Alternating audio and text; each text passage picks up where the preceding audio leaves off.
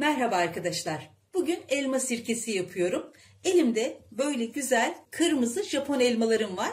Bunları doğrayıp bunlarla güzel bir sirke hazırlayacağım. Sizin de elinizde bu tür meyveleriniz varsa mutlaka bu meyvelerle böyle güzel sirkeler kurun derim. Meyvelerimi yıkadım. Bir havlunun üzerinde beklettim. İyice kurudular. Islak meyve, ıslak kavanozda güzel sirke olmuyor. Şimdi şöyle çekirdek kısmını ve sap kısmını eklemeden küçük küçük doğruyorum.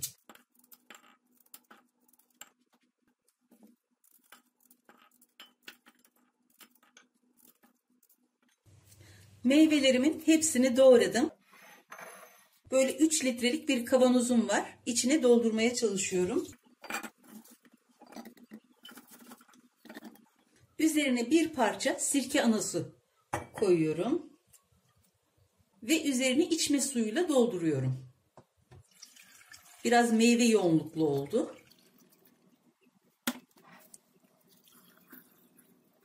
Şöyle biraz da pay bırakıyorum ki o köpürdüğü zaman, kabardığı zaman taşma riski olmasın.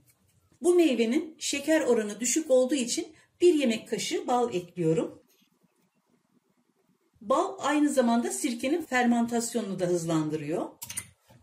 Şöyle ilk karıştırmayı da kaşıkla yapayım. Üzerine günün tarihini de atıyorum ki gelişmeleri daha rahat izleyebileyim. Şimdilik üzerini şöyle bir peçeteyle kapatıp lastiği de geçiriyorum. Elinizde ev sirkesi ve sirke anası yoksa kavanozunuzun büyüklüğüne ya da meyvelerinizin oranına göre içine 1, 2 ya da 3 yemek kaşığı bal ekleyerek ya da şeker koyarak sirkenizi yine kurabilirsiniz. Tabii ki sirke anası ve ev sirkesiyle kurulan sirkelerde oluşum daha güzel ilerliyor ve sonuç daha net oluyor. Ama ilk böyle başlayıp sirke analarını elde ettikten sonra çok kolay bir şekilde diğer sirkeleri de elde edebilirsiniz. Şimdi sirkemi serin ve karanlık bir yere ama düzenli karıştırabileceğim bir yere alıyorum. Oluşum aşamalarını aşama aşama çekip sizlerle paylaşmaya çalışacağım. Merhaba arkadaşlar. Elma sirkemin 24 saat sonraki hali. Çok güzel köpürmeye, kabarmaya başladı.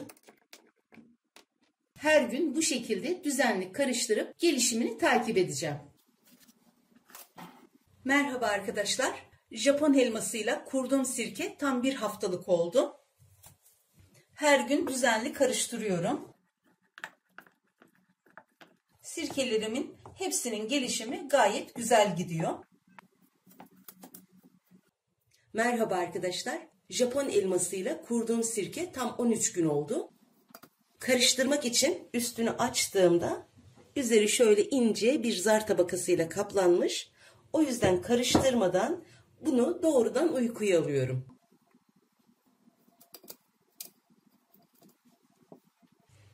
Merhaba arkadaşlar. Japon elmasıyla kurduğum sirkem artık olgunlaştı.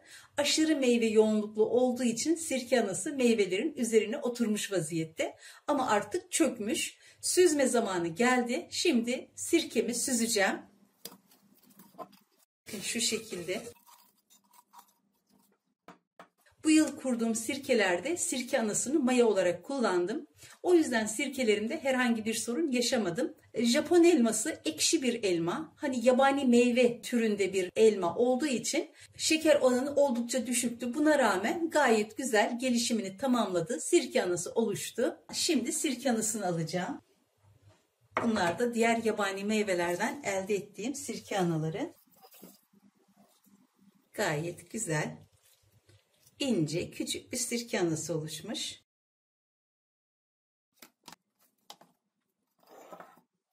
Süzgecin içine pamuklu bir kumaş ya da bir tülbent koyarak sirkelerinizi rahatlıkla süzebilirsiniz.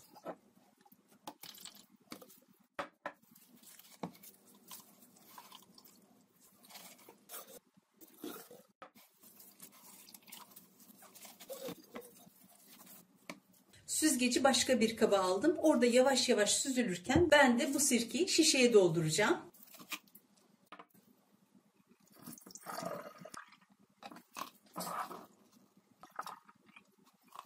Posayı sıkıp içinden çıkan sirkeyi şişeye dolduruyorum.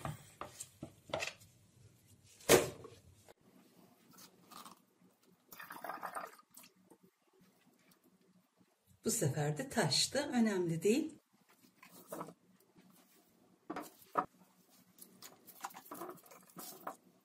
Geçen yıldan kalma sirkelerim var. O yüzden bu sirkelerin birbirine karışmaması için hangi meyveden yapıldığı ya da hangi tarihte yapıldığı bilinmesi için üzerine ufak notlar alıyorum. 2022 yazıyorum. Ve Japon elması.